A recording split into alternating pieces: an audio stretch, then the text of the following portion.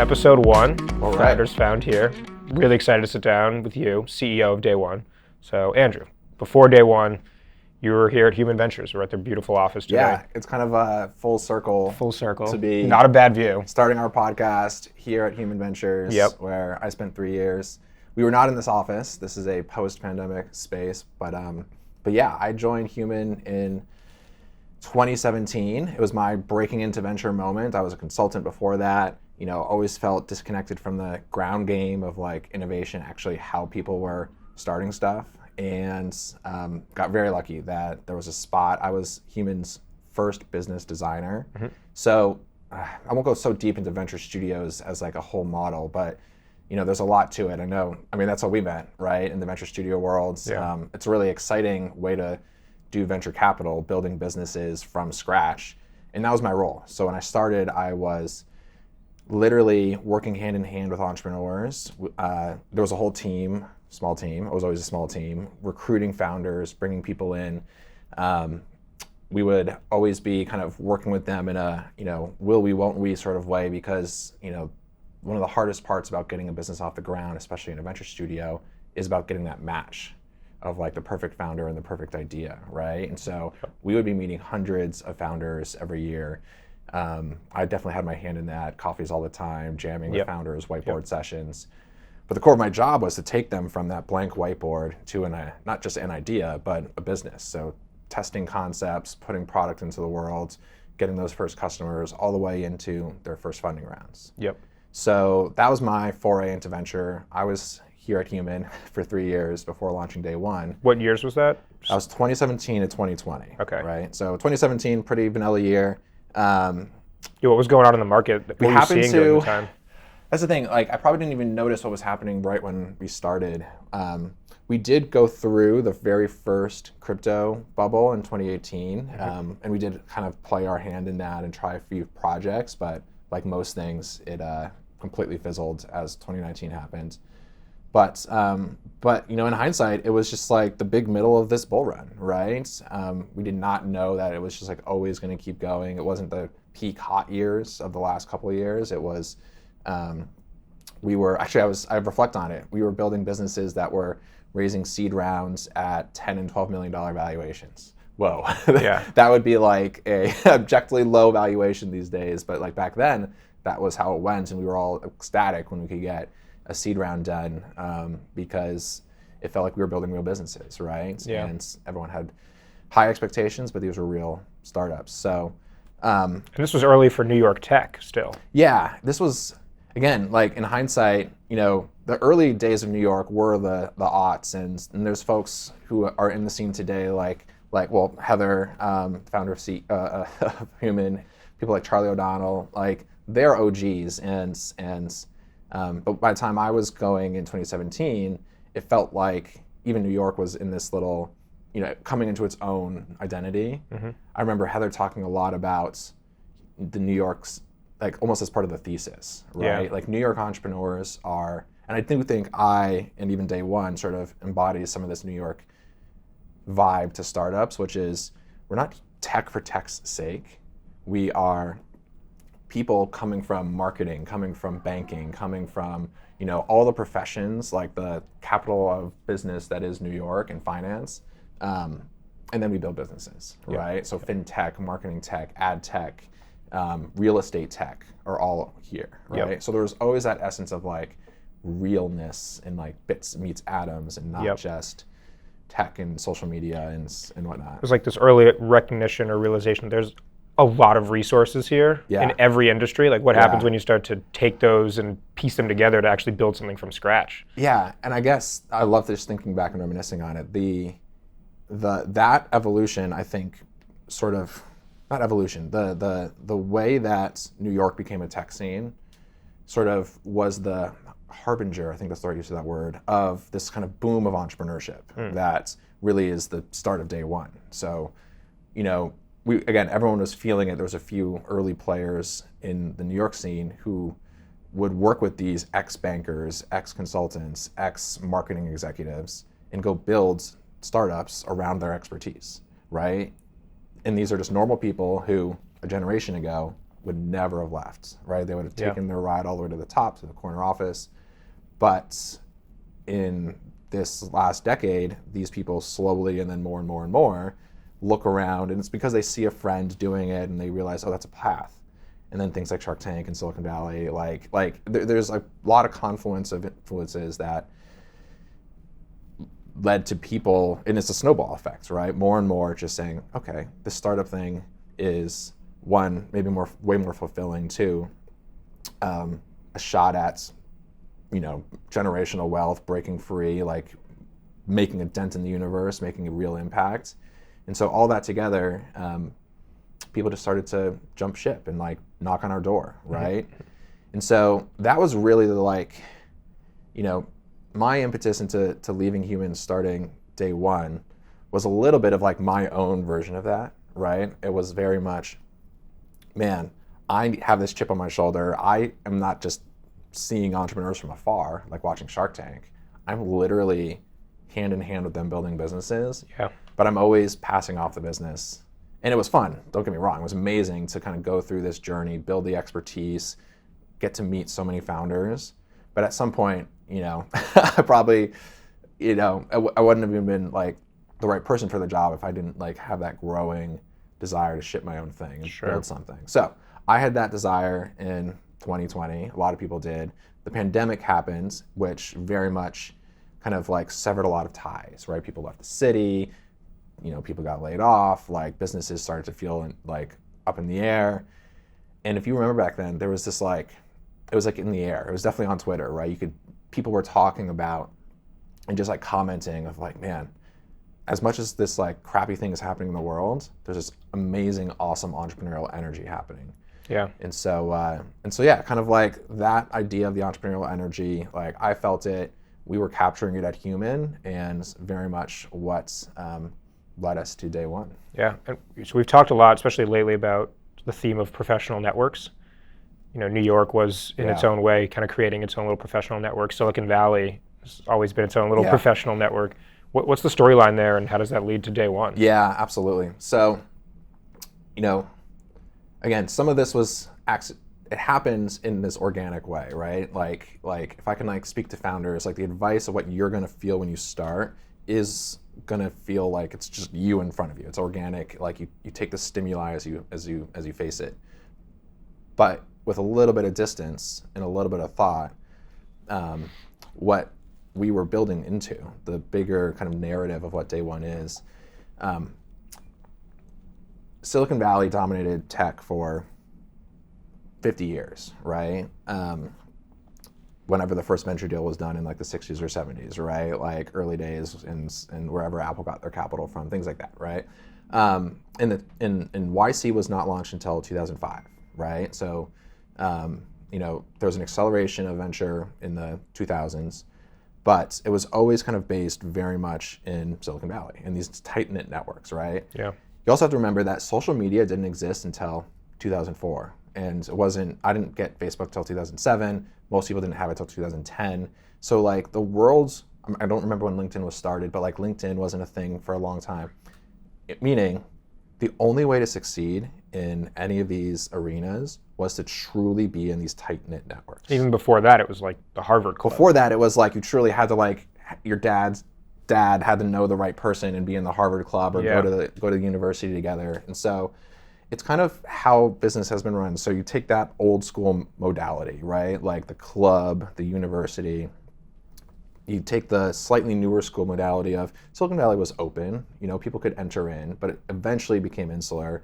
It eventually became, you have to, the way people talk about breaking into Silicon Valley is almost silly. Yeah. It's like, I don't know, it's like, it's a weird nomenclature, right? It almost indicates that it's insular and you have to break in. Yeah. And so that was the dominant theme. New York, in some ways, like jostled it free. It's like, no, we're going to make our own thing. We can have some of our own rules, but it's also a little bit of a connection game, a little bit of a who knows who, and if you scratch enough backs, you can get in, right? And I think that way of doing business, whether you're talking about venture and tech and being in these like ecosystems, or you're talking about Heck, most white collar professions, the way to get up the ranks is to go to the top 15 business school, right? I'm not really sure what exactly happens in the business school aside from getting in the in crowd, right? Juxtapose that against this entrepreneurial energy that's shooting through the roof, right? Now we're just looking at these awesome buildings. Like, people working in their desks are just like slowly simmering in the idea that I could start something. My buddies are starting something. And entrepreneurship is permissionless. Like, if you have a good idea and you build it and the market wants it, you don't need those networks, right? So there's this inherent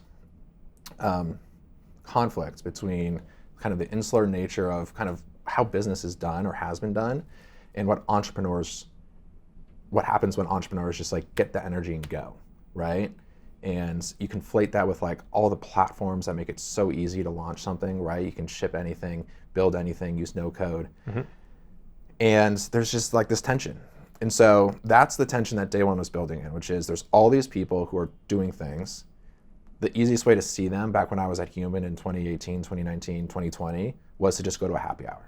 You go to a happy hour and you see all these people in if you were an anthropologist, you could probably like put them into classes, right? The person who's like a wallflower kind of just feeling it out, right? The person who's like kind of eager and breaking in, right? The person who's like super chummy with everybody, right? The person who's like in the portfolio and they're sitting back like, I've made it, right? They've got their money, they're in the crowd, right? Yep. And so I didn't notice this at first. I was like just happy to be moving through the crowd myself, right? But with a bit of perspective, what we realized we were doing is when we launched Day One was we weren't just supporting those people at that happy hour who were searching for something and not quite finding it. In the end, we realized that we were supporting folks who would never even make it to that happy hour, right? Folks who don't live in New York City, folks who live in the middle of the country, the mompreneur who's launching something for her book club, whatever it might be. And right? that's 99% of entrepreneurs. And that's the 99%, right? It's probably even more than that, right? Because Yep. the entrepreneurial economy is just massive. Completely overlooked, not even thought about in this world for a long time, forever. I mean, you have to, and hopefully I'm like putting that spark in someone's mind, right? You have to actually like go out of your way to think about it because, that's what social media's done to us. That's what, you can only see out inside your bubble, right? And so it really was even in launching Day One. So when we launched Day One in 2020, the first program we ran had about 50 folks in it, right? Founders, to-be founders. And they were still a lot of that like, New York tech scene crowd, right?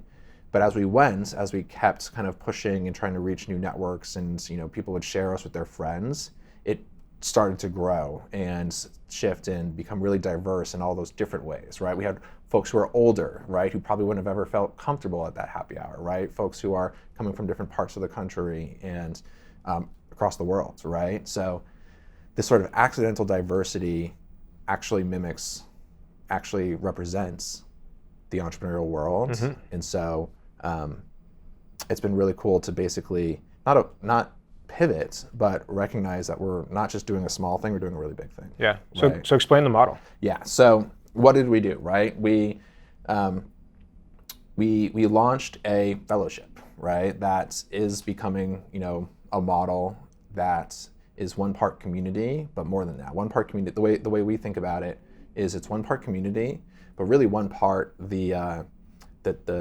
education and the support that comes from, well, I think of it like being inside a venture studio, right? So the work that I had been doing to structure the journey for founders, make sure that they were getting the right push at the right moment, the right kind of like shoulder to cry on at the right moment, the right connections at the right moment. All that is baked into the kind of community ecosystem, right? And so we've done it a few different ways, different lengths of programming, different kind of sequences, but at its essence, it's always that mix of programming that gets founders into those right environments, right? Learning the right things, supported in the right ways, learning from people a step ahead of them, right next to them, maybe teaching somebody one step behind them, right? With that broader community, right? Where that's just engineered serendipity. You don't really know exactly how it's going to happen, but it's there, right? Yep. And that's sort of works because that's how the entrepreneurial journey goes, right? You don't know what you don't know, and you take steps, you push through, you ship things out, and then you take feedback. There's a set number of things that do happen in order to everyone, and then there's everything else. Yep. Right? So we've kind of designed for both sides of that. I mean, it's truly seems to be the only org or company in the market that's 50% community, 50% education. Yeah, there's, the other thing that's happened as we've been building day one for 2 years is I realized we're building an ed tech company, right? And I'm not from the ed tech space. Like, ed tech entrepreneurs were usually educators, or they have an education background, and they know the system deeply, and they're disrupting it. So I feel like an outsider being like, okay, that's kind of what we're doing, but from a just whatever, right? From a more like supportive of entrepreneurs perspective. And yeah, there's new education institutions. I think of things like Lambda School, right, which is now not called that. They've been around for a minute. They've gotten they've gotten to a certain size. They're not the first boot camp. They won't be the last boot camp, but they're doing a similar thing. It's cohort based. It's virtual. They're teaching. So at least 80%, if not more, on the education side. Yep. You're going to learn some tactical things. Absolutely, and it's in the arena of teaching whatever they teach, right? Development and data science. That's what it needs, right? Yep. Sure, you need connections, you need placement in a job, but you need to learn. And then there's the other side. The other company that I'm really a fan of is something like Chief, right? Chief, the network for senior women in corporate positions, is 80% community, right? And it's built for that audience, right? These women are at a level, and there's always been a boys club, literally, right? And sometimes literally like the university club probably didn't allow women until 5 years ago, right? So they have built this community, which is 80% community, getting the people together, discussing their challenges, helping each other break through their individual, whether it's their individual hang-ups or their individual circumstances, right? Yep.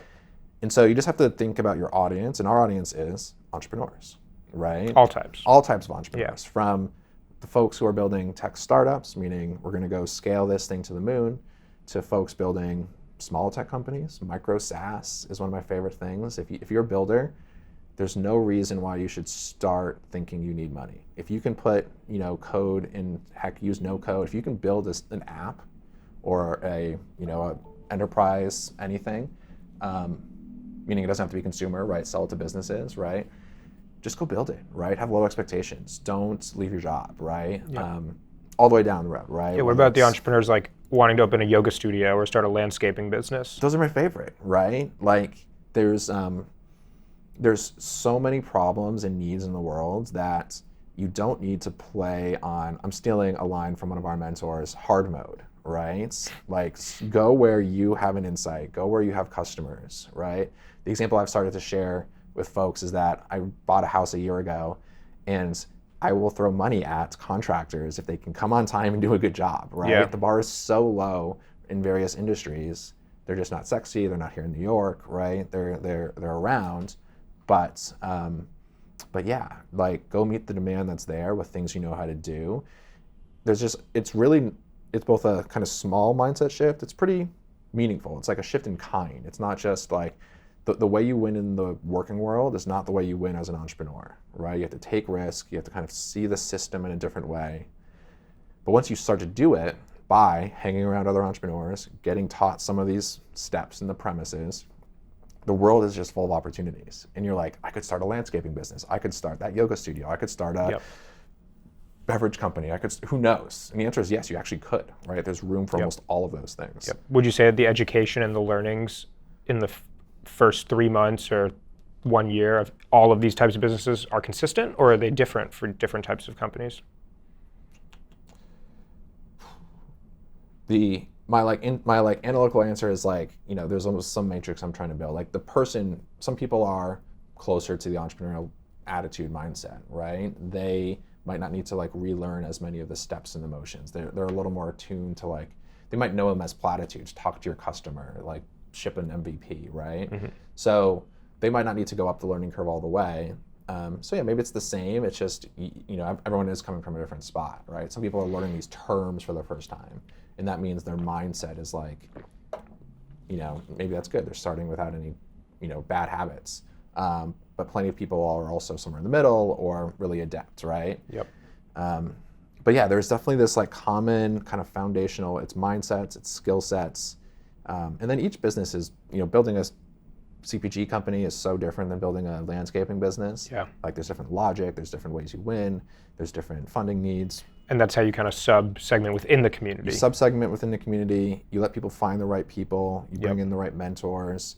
When we think about like designing our product, right, it's designing whether you call it a community or an ecosystem, right? It's recognizing that the way people move forward in the world, in their careers and building new things, is by learning new things, having the right kind of coach and guidance around you when like the thing happens, when that challenge hits or you get in your head or something, right? Yep.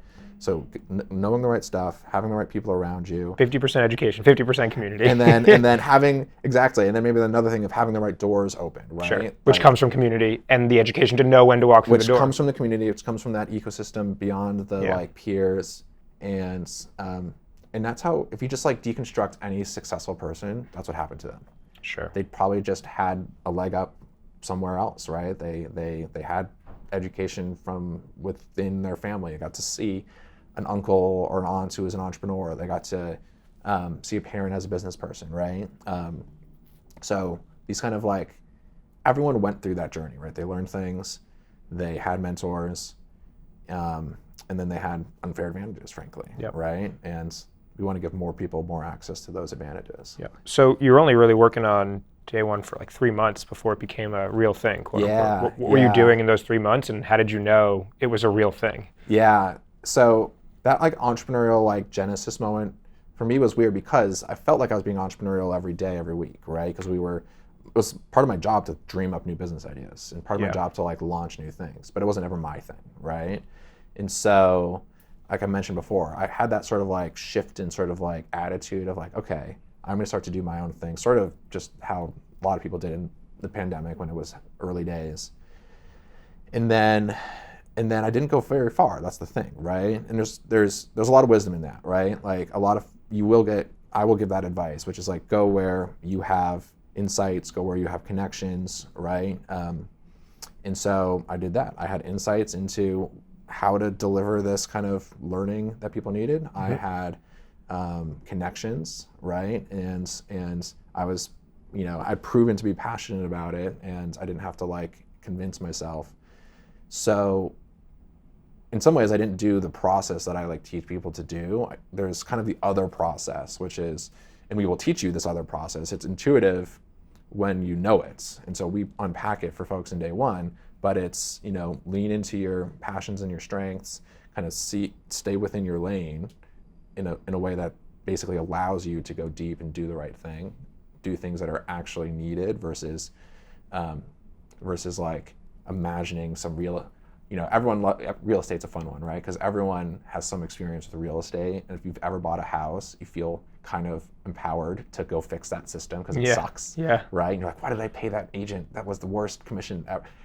But no, you do not have enough insights to go actually solve that problem. Sure. Like, you'd have to have been an agent or been a broker or been a whatever, someone in commercial real estate for decades. And so the thing that I did right from a sort of like, this is like by the book answer, is as it started to become like enough of a thing for me, I didn't actually even write down my persona. I didn't actually like write down the hypothesis, but I went and talked to 100 people. And again, signal that it was the right move, those 100 people were all in front of me, mm-hmm. right? They were people I had talked to like 2 weeks ago for a different thing. And I got to be like, hey, right? And that was just the network that I built up at Human for 3 years, right? So talking to people in somewhat structured, semi-structured, just like, again, a little bit of not by the book to just riff with people on like, where are you as a founder? What would you have wanted? What did you need, right? A lot of them were past needing the earliest education. And so they're saying what they would have wanted. But then when we put our bat signal out for the first time, I remember this I think it was actually in June 2020, the response to the just like LinkedIn post of like, Andrew's doing a thing, from the people who are like, finally, go Andrew, right? From the people who are like, this is so needed.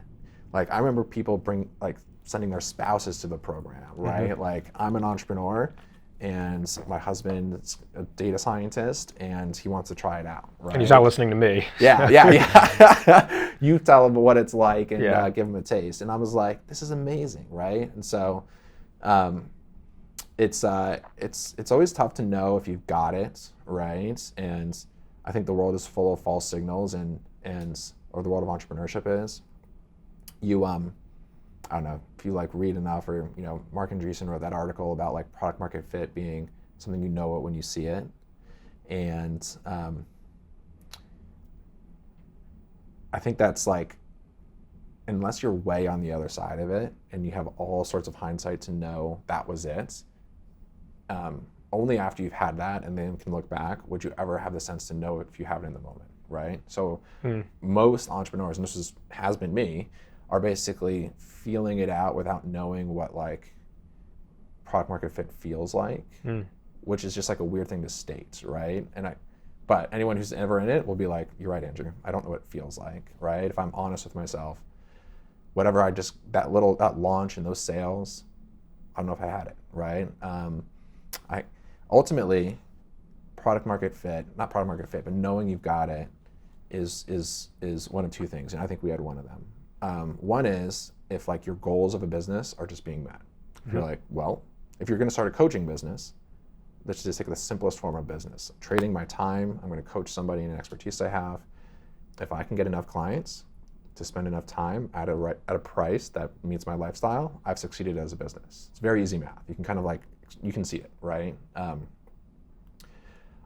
A business that has growth expectations, that's going to get venture capital, has a different set of logic, right? Can you get enough growth to reach those milestones, right? Ultimately, a business needs to be profitable, although the Ubers of the world sort of tell us not really. But ultimately, the logic of a business has its own rules, and you have to meet those, right? The other way to think about it, and this is what we definitely had, was you can move on to the next step, right? Like you can, the logic of the business, day one being a community business. So after our first cohort, we had a community. We had very happy fellows. We had people referring each other. We had, a mentor network who was coming to our showcase and like excited about these founders and what they're building. And so if you can take the next step, you're definitely in the game, right? If that next step leads you to, all right, we're on the path or we're there, then I don't know, that's it, right? Yep. That's what you're looking for. So closing question for you. All right. What would be your biggest piece of advice for first-time entrepreneur? And you talk to them every day. Yeah. I would tell them to, one thing with two sides, right? Get started today. Whatever's keeping you from getting to an idea, right? If you're like just thinking I have too many options, shipping a thing, talking to a customer, get started today with the other side, the expectation that this is going to fail. And so do not start a business thinking you have to be profitable in 3 months. Do not start a business saying I have to raise money in 6 months or else I'm going to have to go back to a job or whatever, move back in with my parents, right? Do not do that. Do not set yourself up for this like time-bound, it must happen, because 99% of the time it won't, right? Businesses, again, you have no idea that the successful businesses percolated for years, right? Truly. And so give yourself that percolation time, right? Like try something, let it fail, but now take that infrastructure, the thing you built, take those connections, take your momentum and your learnings and try the next thing, right? And it's kind of like every other platitude of like, you have 1,000 steps, you just got to get started, right? It's true. But don't get started thinking you're going to like immediately take off, right? Be ready for something of a grind. You almost have to enjoy the motions of just like building, trying things out, and having that bar is kind of the last thing, right? Knowing when you've got it, knowing when you should stop going like small and go all in.